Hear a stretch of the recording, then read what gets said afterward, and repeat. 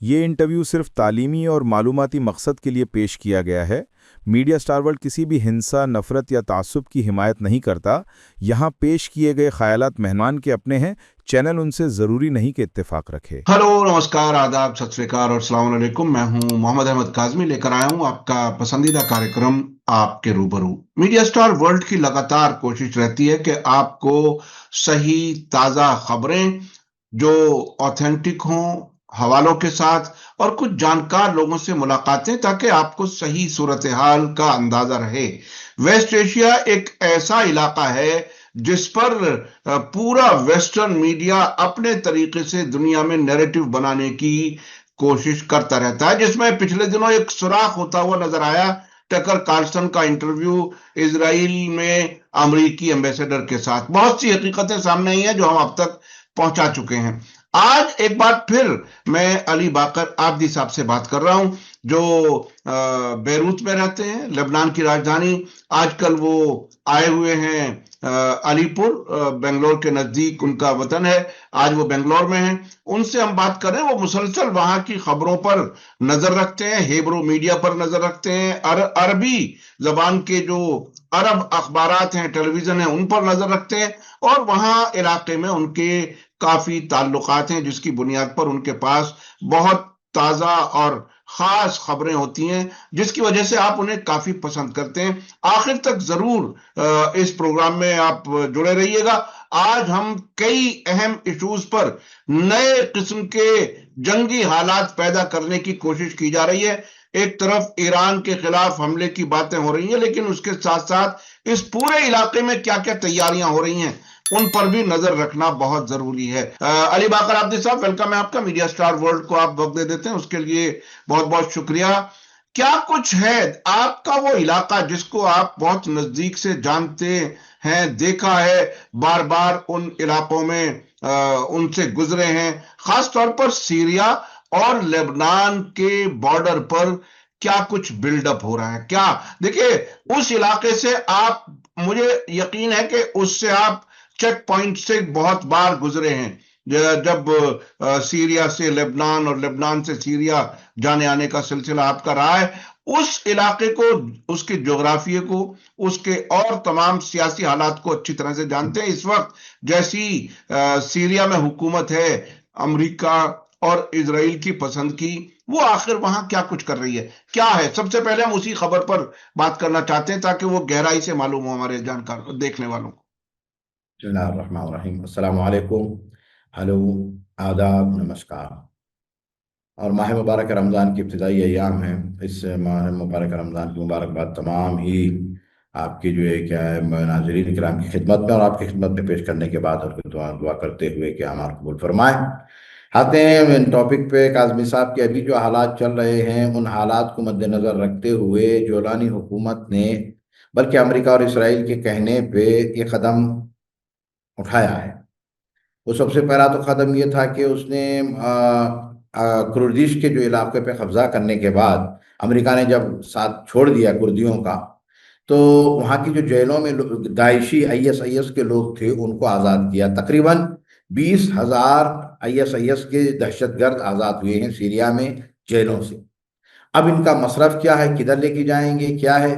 तो मकसद यही था कि इनको निकालने के बाद और आधे जो है क्या है ईरान या अपना सीरिया और इराक के बॉर्डर पे जाएंगे और आधे लुबनान और सीरिया के बॉर्डर पे जाएंगे। अब जैसे जैसे जंग के हालात करीब होते जा रहे हैं और ये कोशिश पूरी की पूरी जो इसराइल और यहूदी लॉबी, सहयोनी लॉबी की हो रही है कि हमला हो जाए, ट्रंप हमला कर दे। इसी वजह से जेफरी एबिस्टन का जो कुछ भी सिलसिला चलाया है, ये सब पूरा दबाव बनाने के लिए ट्रंप पे, कि ट्रंप कहीं पीछे ना हट जाए। ये बड़ा मौका है इसराइल के लिए, ताकि जो है क्या है ईरान पे हमला हो जाए। अब उसके नतायज क्या होंगे, क्या है, उसकी फिर बात होगी। अब ये जब मरहले पैदा हैं, तो जितने भी एक्सेस ऑफ रेजिस्टेंस ग्रुप हैं, जो रेजिस्टेंस ग्रुप हैं, चाहे वो लुबनान हो, चाहे इराक हो, चाहे फ़लस्तीन हो, चाहे अपना यमन की हुकूमत हो, अंसारुल्लाह, हुसी अंसारुल्लाह की, इनको जो है क्या है किसी तरीके से कहीं ना कहीं उन्हें मशगूल रखा जाए, बिजी रखा जाए, कि उनको कहीं ना किसी जगह पे भिड़ा दिया जाए कबल इसके कि अमेरिका हमला करे ईरान पे। अब अगर ये हमला नहीं होता है, अगर ये हमला हो जाए और वो कहीं जगह ना भिड़े, तो ये पूरे के पूरे एक साथ हमला होगा इसराइल पे। इसराइल अपने आप को बचाना चाहता है, और अमरीकी मफादात जहां जहां भी हैं काजमी साहब, उन पे पूरे हमले पूरी तरह से होंगे। तो इस वजह से उसने ये किया है कि इनको तकसीम करके उनको वहीं पे बिजी कर दो। तो इस वजह से अभी तकरीबन मुसलसल पिछले एक हफ्ते से तो सिलसिला चल ही रहा था, लेकिन अभी परसों और कल की खबर ये है कि तकरीबन सैकड़ों बल्कि हजारों की तादाद में शीशानी, उज़्बक, ये जो नॉन सीरियन हैं, जो हैत तहरीर शाम के साथ, दहशतगर्द के साथ, जोलानी के साथ अंदर दाखिल हुए हैं सीरिया में, इन लोगों की पूरी एक बटालियन ले आके उसने खड़ी कर दी है लुबनान और सीरिया के बॉर्डर पे, जो नॉर्थ ऑफ लुबनान का इलाका पड़ता है, जिसको जो है क्या बालबक और हिरमिल कहा जाता है, उस बॉर्डर पे। और वहां पूरी वहां के जो सीरियन थे उनको वहां से हटाकर जो है क्या है, कामिशली, कामिशली एक डिस्ट्रिक्ट है जहाँ पे कुर्दिश है, तो कुर्दिश की जो है मज़ाहमतकारी को तोड़ने के लिए सीरियन को भेजा, ताकि कहीं जो है कि आपस में अगर ये आजरी और ये शीशानी अगर वहां चले गए उज़्बक की, तो हो सकता है कि मामला मुख्तलिफ हो, तो उनको सीरियन को उधर भेज के उन लोगों को ये इधर लाया है। क्यों इधर लाया है कि ये ऐसे दहशतगर्द हैं कि जिनके यहाँ रहम नाम की कोई चीज नहीं है, इनका काम ही कत्ल करना, पानी में डुबो के मारना, जिंदा लोगों को जलाना, और यानी जो है छुरे से, चाकू से, यानी कभी उल्टी गर्दन से कट करना, ये इनका काम है। तो ऐसे बिल्कुल दहशतगर्द दरिंदे किस्म के लोगों को इस बॉर्डर पर रखा है। जब अगर जंग छिड़ी तो कहीं ऐसा ना हो कि हिजबुल्लाह जो है इसराइल पे हमला कर दे, कि इनको यहां बिजी कर दूं, और इराक और सीरिया के बॉर्डर पे हज शाबी को बिजी कर दूं, ताकि जब ये दोनों उधर बिजी हो जाएंगे, तो हो सकता है मामला जो है फिलिस्तीन के अंदर का भी कुछ ना कुछ इसराइल शुरू करे काम वहां पे, ताकि इनको यहीं पे जो है क्या थोड़ा सा बिजी रखा जाए। लेकिन ये तमाम के तमाम जितने भी तहरीकाए मुकावमत हैं, ये पूरे तैयार हैं, अगर हमला हुआ तो ये बैक वक्त हमला करेंगे, ये मामला अकेला वाला नहीं है कि भाई एक तरफ से हमला हुआ तो दूसरी तरफ से रुक जाएंगे, नहीं, जितने भी जो है तारिकाए मुकावमत है, तो ये इनकी जो तैयारी है ना, ये पूरी तरीके से तैयारी करके, और अभी यहाँ कल की खबर ये है काजमी साहब कि इन लोगों को नए असलहे से बाकायदा तौर पर ट्रेनिंग दी गई है, इसलिए कि ये तकरीबन समझ लीजिए कि 4 5 6 साल तो जेलों में रहे, और जेलों में रहने के बाद जो है क्या पुराने असलहे की इनकी ट्रेन थी, तो अब नए असलों का, जैसे मसलन ड्रोन का इस्तेमाल तेजी के साथ, और दीगर मिसाइल, ये वो सब पूरों का ट्रेन करने के बाद इनको उन बॉर्डरों पे भेजा जा रहा है। और इधर तो आ ही गए हैं, उधर भी। मैं उसी पर आ रहा था। आपने बहुत ही अहम बातें बताई हैं अभी तक।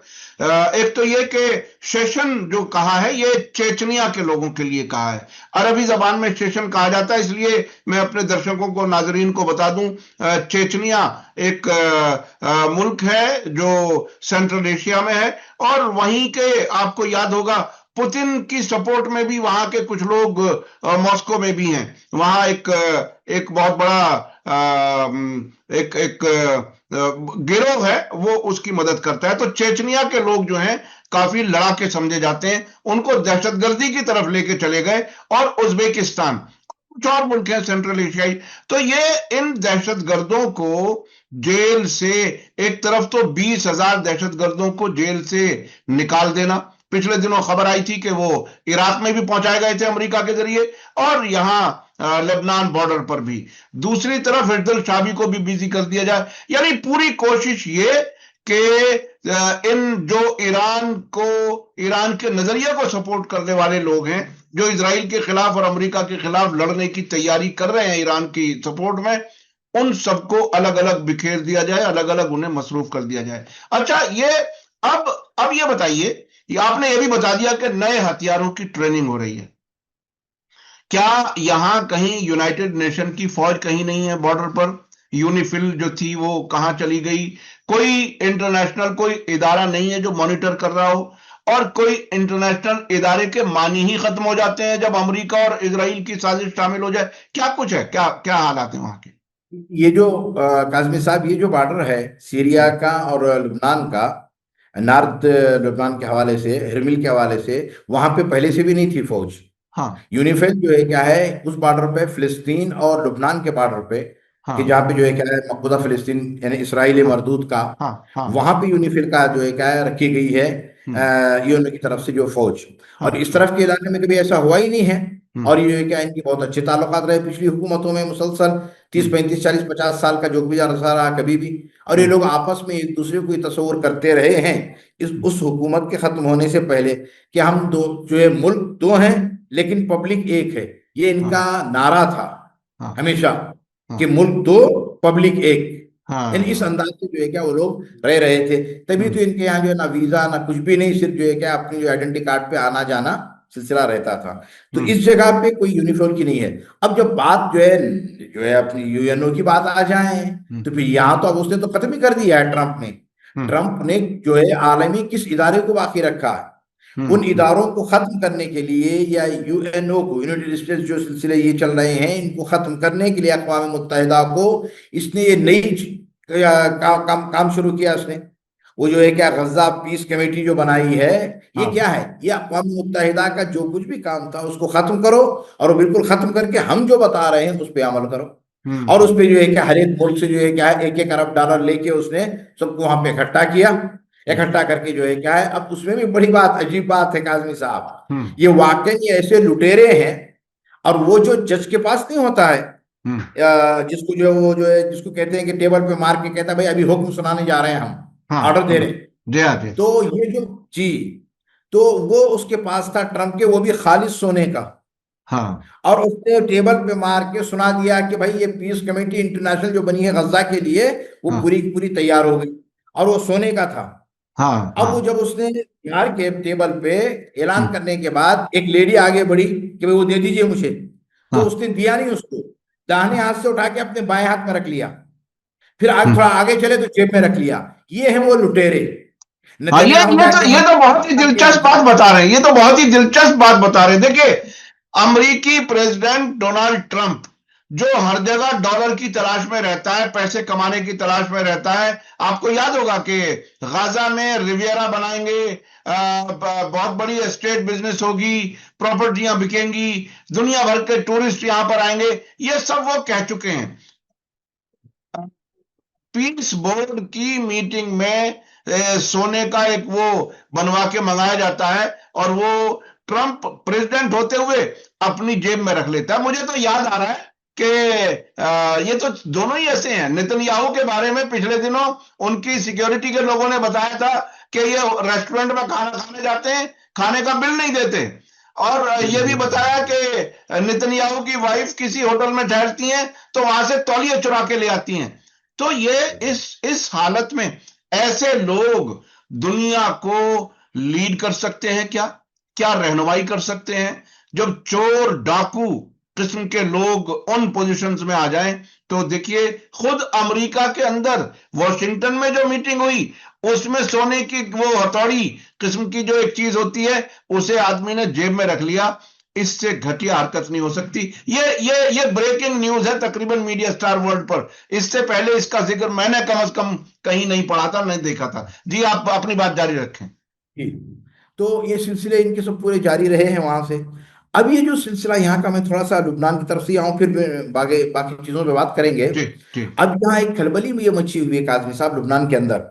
हाँ, एक तो आप पहले ही से जानते हैं, और हमारे दर्शक हजरात भी जानते हैं, मुसलसल हम इस पे बात करते रहे हैं कि अभी जो हुकूमत है लुबनान की, चाहे प्राइम मिनिस्टर हो या प्रेसिडेंट हो, ये बिल्कुल जो है कठपुतली की तरह से है कि उनको वहां पे लाके बिठाया है अमेरिका और इसराइल ने। और ये बात भी करते हैं तो ऐसी बात करते हैं कि जैसे जो है क्या, ये जो है इसराइल के यानी तरफ से इनको, यानी इसराइल की हिमायत करनी है, ना कि हम्म, अपने मुल्क की, ना कि अपनी पब्लिक की, ना कि अपने मुल्क की धरती की।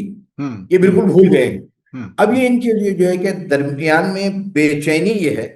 अब एक तरफ तो मामला इधर का ये है, ये कह रहे हैं कि भाई कि हिजबुल्लाह खत्म हो गया, इसराइल कह रहा है हिजबुल्लाह खत्म हो गया, अमेरिका कह रहा है हिजबुल्लाह खत्म हो गया। जब हिजबुल्लाह खत्म हो गया तो बार बार इसराइल ये लुबनानी गवर्नमेंट से क्यों कह रहा है कि हिजबुल्लाह को रोको, अगर ईरान पे हमला हुआ तो हिजबुल्लाह हम पे हमला ना करे। हम्म, हम्म, एक तरफ तो कह रहे हो कि भाई उसका असला हमने खत्म कर दिया, उसकी सुरंगों को मार दिया, बड़े बड़े लीडरों को खत्म कर दिया, सब कुछ खत्म हो गया। तो फिर जब खत्म हो गया तो फिर तुम्हें बेचैनी क्यों है? हम्म, हर दिन, कोई दिन ऐसा नहीं है कि जिस दिन जो है क्या इसराइल, यानी अमेरिका इसराइल की जबान बोलते हुए ये नहीं कहता कि फौरी तौर पे जो है क्या है, एक तो उनको असलहे की बात, दूसरी कि आप हमें जमानत दीजिए कि अगर अमेरिका ने ईरान पे हमला किया तो हिजबुल्लाह इसराइल पे हमला नहीं करेगा, तो कौन देगा जमानत? अब यहाँ हम्म जमानत की बात आई तो बाकायदा तौर पे प्रेसिडेंट ने और प्राइम मिनिस्टर ने कहा, किससे? अपने स्पीकर से, हम्म पार्लियामेंट के स्पीकर से, उस्ताद नबी बर्री से कहा हाँ, कि भाई आप बात कीजिएगा कि हम्म जमानत हो, यानी वो कहेंगे हम हमला नहीं करेंगे। तब ये बात हुई भी तो साफ साफ तौर पे general secretary of Hezbollah Sheikh Naim Qassem ने कहा हम जमानत नहीं दे सकते। साफ सी बात, जब बिल्कुल। मसला इतना बढ़ जाएगा, इल्ला ये कि जब वो भी हमला कर रहा है, ये तुम लोग तो हमारे ऊपर बार बार कर रहे हो, आज तक इसराइल का कोई हमला रुका नहीं है, हम्म आए दिन हमले कर रहा है, आए दिन लोग शहीद हो रहे हैं, और मुसलसल शहादतें लोगों की, मुसलसल हमले, चाहे साउथ में हो चाहे नॉर्थ में हो, हजारों की तादाद में खिलाफ वर्जी की है इसने, जंगबंदी की, उससे कोई कुछ नहीं कह रहा है। और बार बार हम से तो ये जमानत जो कही जा रही है कि भाई कि आप जो उनसे वादा ले लें कि हमला नहीं करेंगे, भाई ये नहीं हो सकता। और आगे यही बात है हज शाबी की उस तरफ से इराक में, हम्म और इधर आ जाइएगा खुद फिलिस्तीन में। अब सबसे बड़ा मसला तो ये बोल नहीं रहा है इसराइल की क्या कुछ हो सकता है, लेकिन उसको पता है, अब बाकायदा तौर पे अंदर की खबरें हैं फिलिस्तीन की कि जो कुछ भी थोड़ा सी जो यानी जख्म खाए हुए थे वो मुजाहिदीन, और बाकायदा तौर पर सुरंगों के हवाले से दीगर ये सब मरम्मत कर ली गई है और अपने आप को तैयार कर लिया है। कस्साम ने, हरकत जहाद इस्लामी ने, सब ने, लुबनान, इसमें अपने फिलिस्तीन में, कि जब वहां पे हमला होगा तो ये पूरे के पूरे एक बार। अभी कल की खबर ये थी कि क्या इससे पहले जितने भी हुए हैं उसमें इक्का दुक्का, मसलन जो है क्या है, चले एक तरफ से जो है क्या सबसे पहले मसला 7 अक्टूबर को शुरू किया मसलन फिलिस्तीन गजा में, उसके बाद जो है क्या लुबनान कूद पड़ा, फिर उसके बाद हद शाबी, और लेकिन बाद में थोड़ा थोड़ा सा करके रहा, क्या ऐसा होगा या पूरे एक साथ? तो अंदर की ये खबर बताई जा रही है कि पूरे एक साथ हमला करेंगे, जहां जहां भी अमेरिकन मसलहत है उसके जो है क्या हो सकता है, एम्बेसीज पे भी, उसके जो है क्या बेसों पे भी, जहां भी हो सके। इसीलिए अमेरिका ने अपनी एम्बेसी के लोगों को सिर्फ मखसूस जो बहुत कम लोग उनको रखा है, इसमें लुबनान में जो एम्बेसी है, बाकी जो जितने भी लोग हैं उनको वहां से उठा लिया है कि भाई आप वहां से चले आइएगा, इसलिए कि अब जंग का मरहला है तो पता नहीं क्या से क्या कुछ हो। और अच्छा, ये खबर हमने दी है कि बेरूत से अमरीकी एम्बेसी में जो बिल्कुल इमरजेंसी काम के लायक जो जरूरी अमला है वहां छोड़ा है, बाकी सब लोगों ने बेरूत इंटरनेशनल एयरपोर्ट से लोग निकल चुके हैं, हवाई जहाजों से, फ्लाइटों से निकल चुके हैं अमरीकी डिप्लोमेट्स और उनका स्टाफ। तो ये देखिए, अभी ये जो ईरान की तैयारी है उसके सिलसिले में एक वीडियो है जो मैं आपको बीच में दिखाना चाहता हूं अगले सवाल से पहले। ये वीडियो देखिए, इजराइल पर किस किस्म का वो हमला होगा अगर हमला करने की जरूरत पड़ी। जब पछतावे की घड़ी तय हो जाती है तब कोई ढाल काम नहीं आती। जमीन की गहराइयों से ऐसी बिजली उठती है जो सदियों के अंदाजों को बदल देती है।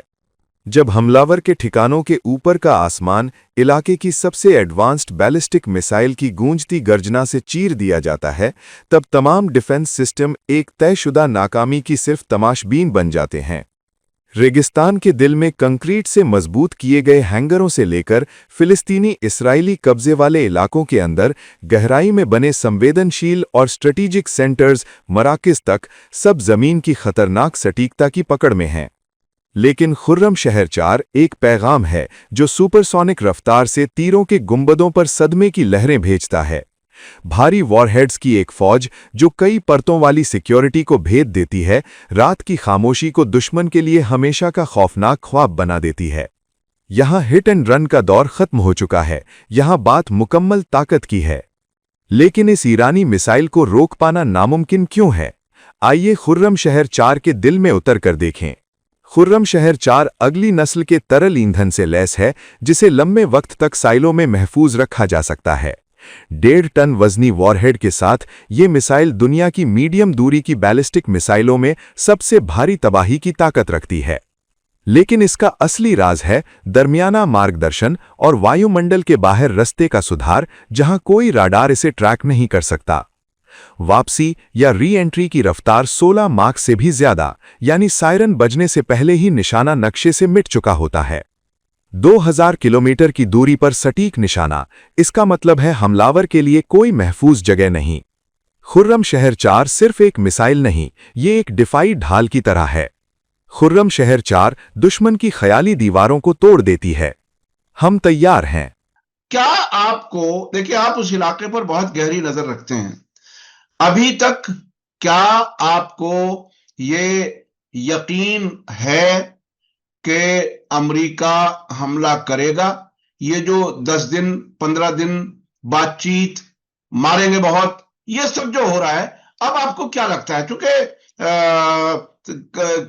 कल बात हो रही है ईरान और अमेरिका के बीच में, इनडायरेक्ट बातचीत जेनेवा में, और ईरान के फॉरेन मिनिस्टर ने कहा कि डिप्लोमेसी ही सिर्फ रास्ता है मसले का हल, हम किसी भी फौज की मौजूदगी से हम डरने वाले नहीं हैं। आपको क्या लगता है उस इलाके में लोग कैसे महसूस कर रहे हैं, क्या समझ रहे हैं? देखिए, उस पूरे इलाके की हालत काज़मी साहब ये है कि सब पूरा नॉर्मल है।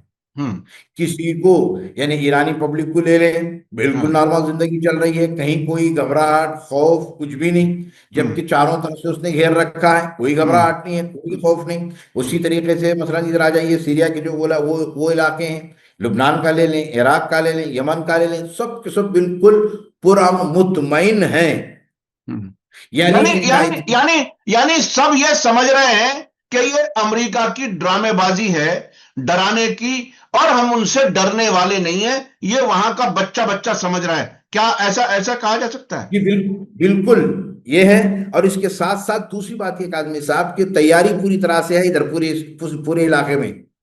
अगर कोई गलती की उसने तो फिर उसका देखें, अब जब जंग तो जंग होती है, ईरान का भी अच्छा खासा नुकसान होगा। खुद ईरान ने पहले भी कहा है कि हम नहीं जंग चाहते हैं, और कभी भी हमने जंग की बात नहीं की है, हमने दिफा की बात की है और दिफा कर रहे हैं। और ये देखिए, ये भी एक अजीब बात है काज़मी साहब, यानी इसराइल को जिसने एटम बम बना लिए हैं 50, कोई कह रहा है 250 300 एटम बम उसके पास मौजूद है इसराइल के पास, उसको कोई रोक नहीं रहा है, और उसके हमले मुसलसल जारी हैं पूरे अरब ममालिक पे। इससे पहले जब चाहे जहां चाहे हमला कर देता है, कोई रोक नहीं रहा है। और ईरान जो अपना डिफेंस के लिए, दिफा के लिए अक़वाम मुत्तहिदा के कवानीन के मुताबिक अपना डिफाई सिस्टम बनाना चाहता है, सिस्टम, तो उसको रोका जा रहा है। ये कहाँ की बात है? ये जो है जंगल राज लाना चाह रहा है ट्रंप और नेतन्याहू दोनों मिलके, तो ये जंगल राज चलने वाला नहीं है। तो ये पूरी इत्मीनान के साथ है। और मुझे नहीं लगता कि अभी बिलखुसूस जब ये बहरी बेड़ा आया है ना, क्या नाम है, जेराल्ड फोर्ड जी, इसकी जो हालत अंदर की बताई गई है ना, उससे तो ऐसे लगता है कि जंग से पहले उन फौजियों की हालत खराब हो गई है काज़मी साहब। उनकी हालत 5000 फौजियों का 11 महीने हो गए उनको अपने घरों से निकले हुए, ये समंदरी में चल रहे हैं, समंदरी में चल रहे हैं, नफ्सियाती साइकोलॉजिकल तौर पे सैकड़ों की तादाद में बीमार हो गए हैं। और ये उसी इलाके में मेडिटेरेनियन में जो लेबनान से तो लगा हुआ जो समुद्री इलाका, उसी समंदर में है ना ये जहाज भी? जी, अभी जो पहुंचा है ये उसी समंदर में पहुंचा हुआ है। अभी उसके अंदर की खबर ये है कि 650 टॉयलेट बंद हो गए हैं उसके, 5000 लोग लाइन में लगे हुए हैं, जब बंद हो गए हैं उसका काम नहीं चल रहा है, सही नहीं खुल रहा है और सही तरीके से नहीं है, सफाई नहीं हो रही है। एक ने बताया कि भाई हमारे पास टिश्यू पेपर नहीं है, एक कह रहा है कि हमारे पास बिस्किट नहीं है। ये तो हाल हुआ है उन फौजियों का जो जंग से पहले की हालत में हो। ये अमेरिका सुपर पावर अपने आप को कहता है, अपने फौजियों को बिस्किट भी नहीं दे पा रहा है। ये है कमाल, ये है कमाल के। अब इनका जो नफ्सियाती मसला है ना, ये भी बहुत अहम है आदमी साहब। जंग के लिए फौजी का नफ्सियाती तौर पे मजबूत होना बहुत जरूरी होता है। जब नफ्सियाती तौर पे वो खुद पहले से ही ठंडा पड़ गया हो तो क्या जंग करेगा, क्या लड़ेगा? और दूसरी बात ये बता रहे हैं कि उस बहरी बेड़े में बहुत सारी तकनीकी खराबियां पैदा हुई कि जिसको हर दिन सही किया जा रहा है। अब ये हालत भी हो गई है, तो वो बात बिल्कुल सही है जो आयतुल्लाह उज़्मा इमाम खामनेई ने कहा कि उस असलहे से डरो, उसका खौफ रखो जो तुम्हारे इस बहरी बेड़े को समंदर की गहराई तक, आखिर तक ले जाके छोड़ेगा। बड़ी बात है। आपने जो बात कही कि अमेरिकी फौजियों का मॉरल बहुत डाउन है, उनको खाने पीने को नहीं मिल रहा है, टॉयलेट साफ नहीं हो पा रही हैं उस जहाज की। मुझे अमेरिकी फौजी के मॉरल के का एक मुझे जाती तजर्बा है, वो मैं अपने दर्शकों को मैं समझता हूं इस वक्त बताऊं तो लोगों को समझ में आएगा। 2003 इराक पर अमेरिका का हमला, वो जंग मैंने ग्राउंड जीरो से कवर की है। जब हुकूमत गिर चुकी, जिस दिन तिकरीत में पहुंचे थे अमेरिकी फौजी, मैं खुद पहले दिन वहां पर मौजूद था। उसके बाद तकरीबन 15-20 दिन के बाद मैं दोबारा गया अपने एक हिंदुस्तानी जर्नलिस्ट को घुमाने के लिए कि चलिए सब देखते हैं। तो वहां सद्दाम हुसैन के महल के सामने एक टैंक पर 2 अमेरिकी फौजी तैनात थे। हमारा हिंदुस्तानी साथी जर्नलिस्ट जो था वो उस तरफ पीस टू कैम रिकॉर्ड करना चाहता था। आमतौर पर जर्नलिस्ट चाहता है रिपोर्टिंग करते हुए कि पीछे का सीन नजर आए कि मैं किस जंग की हालत में खड़ा हूं। तो उस फौजी को शक हुआ जब कैमरा हमने उस तरफ किया, तो उन्होंने हमें आवाज चिल्ला करके उसे हटाने के लिए किया। हमने कार वगैरह दिखाया, फिर वो वापस, बहरहाल दोबारा उन्हें गुस्सा आया और वो गोली चलाने वाले थे, हम पर गोली चलाने वाले थे। तो फिर वो दौड़ करके आया वो फौजी, और आते ही उसने सबसे पहले पूछा कि क्या आपने लाइफ जैकेट पहनी हुई है? हमने कहा कि नहीं। कहने लगा हम तो आप गोली चलाने वाले थे। यानी इस हालत में वो फौजी था। और जब हमारा तारुफ हुआ तो उसने कहा कि तुम्हारे पास क्या सैटेलाइट फोन है? मैंने कहा नहीं, यहां नहीं है, बगदाद में है। तो उसने कहा कि मैं हफ्तों हो गए मुझे आए हुए, मैं अपनी वाइफ से कांटेक्ट नहीं कर पाया। और मैंने कहा कि आपके पास कोई कांटेक्ट का इंतजाम नहीं होता? उसने कहा नहीं साहब, ये तो बड़े लोगों के पास होता, हमारे पास कहां होता, हमें तो यहां धूप में खड़ा किया हुआ है, यहां पर हैं। तो उसने अपनी वाइफ का नंबर दिया मुझे, और मैंने बगदाद पहुंचने के बाद अपने सैटेलाइट फोन से उसको पैगाम दिया कि वो खैरियत से है। यानी ये हालत होती है अमेरिकी फौजी की ग्राउंड पर। ऊपर के कैप्टन रोजाना मीडिया में हवाबाजी करते हैं, लेकिन ग्राउंड पर फौजी का हाल ये होता है। और मैंने बगदाद में होटल के आसपास जहां मैं रहता था, वहां फौजियों को इराकी नान पड़ोस के नानवाई से खरीद करके खाते हुए देखा है, खड़े हुए वो नान चाप रहे हैं, वो सूखा नान। तो इस तरह से ये रखते हैं। खैर चलिए, बात आगे बढ़ती है। ये जाती तजर्बे जो रिपोर्टिंग में आते हैं वो बताने मेरे ख्याल से बहुत अच्छे रहते हैं, लोगों को समझ में आता है क्या है। अच्छा, अब मैं चलना चाहता हूं अगली खबर की तरफ। इजराइल के अंदर अखबारों के जरिए क्या कुछ हालात नजर आ रहे हैं? इसराइल के अंदर अखबारात जो अंदर जो है तीनों चारों जितने भी हैं, ये येदियोत अहरोनोत, वल्लाह, इसराइल अल-यौम, टुडे इसराइल, इसमें सब बिल्कुल जो है क्या एक तहलका मचा हुआ है।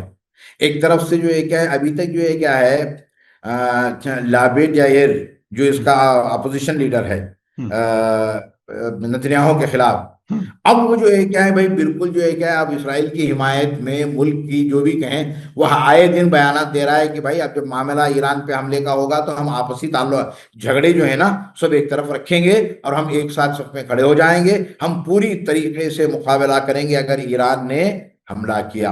अब इसके साथ साथ वहां के जो आम पब्लिक का और जो वहां के जो जर्नलिस्ट हैं जो हकीकत बयान करते हैं, उनका बयान ये है कि येदियोत अहरोनोत पे कल लिखता है और परसों भी उसने लिखा, कहा कि ये तो बोलने की बातें हैं, बोल देते हैं। और नेतन्याहू को क्या है, वो तो जो है क्या बयान दे के जाके अंदर जो है क्या सुरंग में बैठ जाएगा। अब मरेगी तो पब्लिक मरेगी, जब वहां से मिसाइल गिरेंगे तो उन लोगों पे या फौजियों पे या आम पब्लिक पे या उन पे जाके गिरेंगे। लेकिन इसको क्या है, तो बयान तो देना आसान है इसका, लेकिन इसको पता होना चाहिए कि 12 दिन की जंग में क्या हुआ। जबकि 12 दिन की जंग में हमने धोखे से उन पे हमला किया था, उनको ये यकीन दिला के कि भाई हम जो है क्या बातचीत कर रहे हैं, तब हमला किया। अब जबकि वो पूरी तरह से तैयारी कर रहे हैं और तैयारी कर चुके हैं और वो बहुत सारी चीजें सीख चुके हैं 12 दिन की जंग में, तो जब ऐसा हुआ है तो अब हम कहां तक जाएंगे। और उनकी मिसाइल की रेंज और जो है क्या है स्पीड इतनी तेज हो चुकी है, सुपरसोनिक जो जितने भी मिसाइल हैं उनकी, तो उसका हम कहां तक मुकाबला करेंगे। सोच समझ के, कभी भी ऐसा ना हो कि जो है क्या जोश में आके जो है क्या पूरा मुल्क ही। और उसमें कल एक राइटर लिखता है कि सबसे बड़ी बात ईरान के हवाले से, यानी ईरान और इसराइल का जो मामला है ना, ये वजूदी जंग है। यानी वजूदी जंग का मतलब ये है कि ईरान ये कह रहा है कि ये जो हम जंग होगी ये आखिरी होगी, यानी मतलब ये है कि फिर इसराइल का वजूद खत्म हो जाएगा। यहां तक किसने, उसने इसराइली ने लिखा कि जो ईरान कह रहा है इसलिए कि उनके अकीदे में यानी ईरानियों के अकीदे में, शिया अकीदे के एतबार से इसराइल का वजूद नाजायज वजूद है फिलिस्तीन पे, और फिलिस्तीन को कब्जा करके उनका वजूद लाया गया है। और इसी को उनके जो सुप्रीम लीडर इमाम खमैनी थे उन्होंने कैंसर से ताबीर किया है, और हाँ। उनके दूसरे लीडर इमाम मूसा सदर ने कहा है कि शर्र मुतलक है, पूरी की पूरी शर है, इसमें कोई भी भलाई नहीं। ये सब चीजें जो है क्या है, शिया मजहब के, शियों के नजदीक ये पूरा वजूद नाजायज है। तो फिर जो नाजायज वजूद है उसको खत्म करने के लिए वो पूरी कोशिश से लगे हुए हैं। इसी इसराइल चीज को इसराइल देखिए, इसराइल सबसे बड़ा शैतान, एविल, शर है। उसका सबूत अभी 4 दिन पहले अमरीकी जर्नलिस्ट टकर कार्सन का जो इंटरव्यू हुआ है अमरीकी सफीर के साथ, उससे जब ये कहा कि ये जो इनका नजरिया है कि नील से फरात तक इसराइल के पास हो, इसमें तो कई अरब मुल्क हैं, क्या इन सब पर कब्जा हो? तो उसने, एम्बेसडर ने कहा हाँ, अगर सब पे कब्जा कर ले तो कोई परेशानी नहीं है। यानी ये बिल्कुल नंगे हो रहे हैं।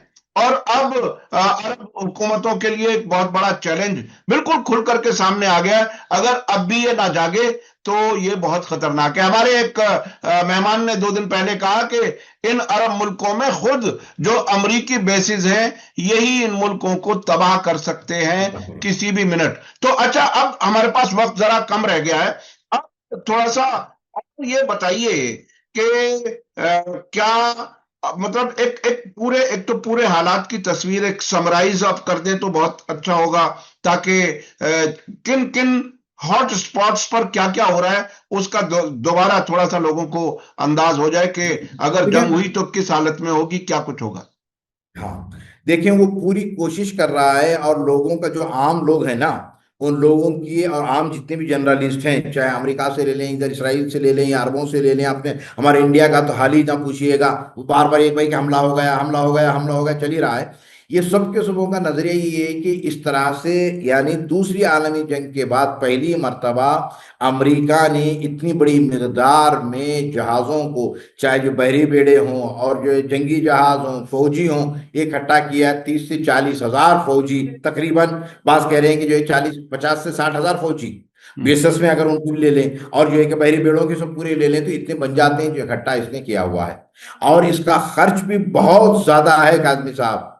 ये और बात है कि फौजी को जो है क्या सूखी रोटी खानी पड़े उनके, लेकिन बजट जब चलता है ना मिनिस्ट्री से, और जो है क्या, जो है उसके जो अमेरिकन खजाने से जो बजट चलता है, वो बहुत बड़ा जो है क्या है, अरब डॉलर के हिसाब में चलता है। ये बर्दाश्त करते हुए आया, इसमें ताकत है कि वाकई जंग हो, लेकिन दिखाया तो ही जा रहा है अब कर देंगे 1 महीने का टाइम। अगर जब जंग करना ही होता काज़मी साहब, तो ये हर हफ्ता 10 दिन का टाइम नहीं हुआ लिया जाता है। अभी उसके जो है ना, ट्रंप के खास एडवाइजरों ने साफ साफ कहा है, बल्कि फौज का जो सबसे हाई कमान है अमेरिकन फौज का, उसने बाकायदा ट्रंप से कहा है कि जो है क्या, होश के दांत लें, कहीं ऐसा ना हो कि हमले के चक्कर में बहुत बड़ा नुकसान उठाना पड़े। हाँ, हमारे पास सब कुछ असलहा नया है, सब कुछ हम ताकतवर हैं, लेकिन सामने वाले को, दुश्मन को इतना नहींता भी नहीं समझना चाहिए, और खुसूसी तौर पे ईरान को। फिर वो ये कहता है कि ट्रंप, तुम ईरान को वेनेजुएला ना समझ लो। वेनेजुएला के पास इस जहां बहरी बेड़े को, जिब्राल्टर फोर्ट को भेज के वहां से उसको उठा लेना और है, और ईरान पे हमला करना और है। ये तमाम चीजें, तो आखिर में फिर उसने जो है क्या है, उससे मिलने बात करने को भी ना दिया, किसने, ट्रंप ने, कहा कि ये बार बार रोक रहा है। तो फिर नेतन्याहू ने कहा कि भाई तुम उसकी बात ना सुनो, इसलिए कि वो तुम्हें रोकेगा। फिर जब उससे पूछा तो कहा, अगर ऑर्डर आ जाए प्रेसिडेंट से तो करना है, लेकिन मैं हकीकत बता रहा हूँ, ग्राउंड लेवल की हकीकत ये है कि हमले से क्या कुछ नुकसान होने वाला है। अब इधर आ जाए, अगर हमला हो जाता है, मान लें कि भाई हमला हो गया, तो हमले में, जंग में नुकसान तो होगा, ईरान का नुकसान होगा, जानी माली सियासी नुकसान होगा, फौजी नुकसान होगा, इलाके का होगा। अब इधर आ जाए, अब इस वक्त क्या, उस वक्त जब जंग हो जाए, तो फिर ये जितने भी रेजिस्टेंस ग्रुप है ना, ये सब अपने अपने एतबार से, अपने अपने इलाकों में, जहां जहां पे अमेरिका और इसराइल के अड्डे बेसस जो कुछ भी हैं, वहां पे ये लोग हमला करेंगे। और उसके बाद रेड सी पूरी तरह से अंसारुल्लाह ने कह दिया, हाँ, बिल्कुल। हाँ, ये जो है क्या है, समंदर के जियाले हैं, समंदर के चौहमर्द हैं, उन्हें पता है कि किस समंदर में कहाँ पे क्या होता है। हाँ, जिससे जो है क्या है, बाकायदा जो है अग्रीमेंट करके अमेरिका को निकलना पड़ा वहां से। तो वो बिल्कुल। तैयार थे। ये शुरू होगा। अब इराक में जितने भी अमेरिकन बेसेस हैं, एम्बेसी, सबसे बड़ी एम्बेसी वहां पे है, और हम्म। जितने भी वो लोग हैं फला ढका, ये सब पूरे के पूरा। और कोई भाई कुर्दिस्तान में जो अमेरिकन बेसेस हैं हम्म। उस पे भी बाकायदा तौर पे हमले हो सकते हैं। बिल्कुल और बिल्कुल। इधर से अब ये हुआ। अभी जब अमेरिका हमला करेगा तो अब ईरान का जो जवाबी कार्रवाई होगी, उसमें ये देखें कि ईरान पूरी तरह से, पहला हमला ही ईरान का, मैं अपने नजरिए से बता रहा हूं कि हम्म। वो तल अवीव होगा। हम्म। पहला हमला ईरान का तल अवीव होगा। हम्म। दूसरा हमला ईरान का जो बेसस अमेरिका के हैं। हम्म। कोई वही नहीं है कि इब्तदा बहरी बेड़ों को गर्क करते हुए हो जाए। इसलिए कि बिल्कुल। जो तैयारी मदीद हुर्मुज में हुई है, समंदर हम्म। के अंदर बाकायदा तौर पे जो है क्या, जो काम चला है और हो रहा है, हो सकता है कि यही हो। लेकिन तल अवीव सामने है, पहला मरहला। अब जब इस तरह से जब शुरू होगा, अब जब 200 लाशें जाएंगी, ज्यादा नहीं काजमी साहब। हम्म। अमरीका वैसे भी, ईरान ने 5,000 खबरें खोद दी हैं वहां पे ठीक है कि जी, हाँ पांच जी, हाँ। हजार अमेरिकन को जो है हम्म। दफनाने का काम हम जी हाँ, ये तेहरान खबरें। नजदीक 5,000 अमरीकी फौजियों के लिए कब्रें तैयार हैं। वो खबर हमने देखी थी, तैयार हमने है बताई थी लोगों को जी। जी। जी, ये है। तो अब यहां से मैं कह रहा हूं 5,000 की भी जरूरत नहीं है। अगर अमेरिका सिर्फ 200 लाशें अमेरिकन मिलिट्री की पहुंचे ना, फौजियों की, हाँ। फिर देखिए क्या बवाल मचता है अमेरिका में। हम्म। अमेरिका में खुद दाखिली तौर पे अंदर जो है ना, इंटरनल मामले बहुत सख्त चल रहे हैं वहां हम्म। पे, और ये दो पार्टियों के दरमियान के झगड़े। तो इसका तो जो है क्या, बेड़ा गर्क होना ही है।